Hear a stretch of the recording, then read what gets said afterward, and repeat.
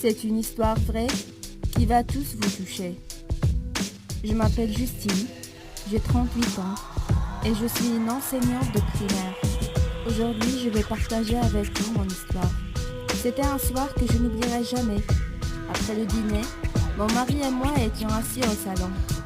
Chacun de nous était occupé à faire ce qu'il voulait.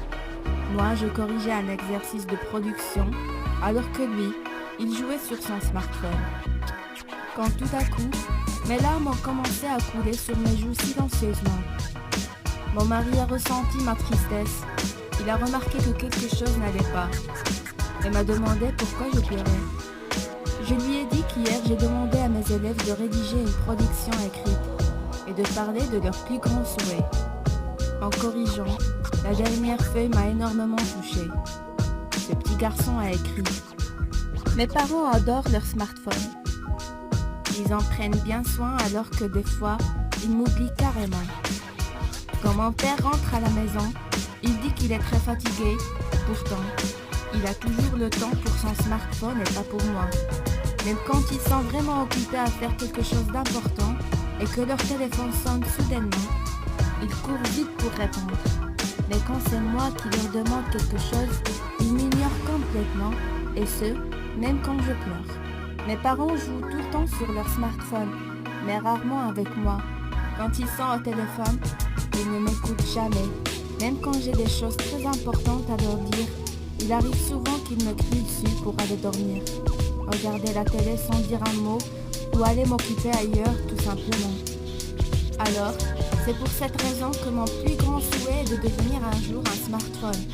Comme ça, mes parents pourront enfin m'aimer pour toujours, prendre soin de moi, faire attention à moi et m'amener avec eux n'importe où ils vont. Devenir smartphone est mon plus grand rêve, car j'aime trop mes parents. Après avoir tout lu, mon mari m'a regardé avec des yeux pleins de chagrin et m'a dit que ses parents sont insoucieux, qu'ils ont tort d'ignorer leur enfant et que je devrais peut-être leur parler de ce grave problème, car le pauvre petit garçon a besoin de leur attention et de leur amour. Puis il m'a demandé si je connaissais les parents de cet élève.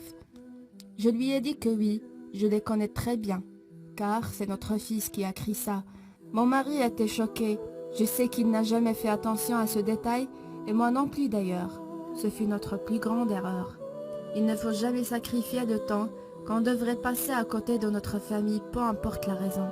Les smartphones sont conçus pour rendre notre vie plus facile et pratique, et non pas pour nous séparer du monde réel. Sachez qu'il n'est jamais trop tard pour changer votre vie.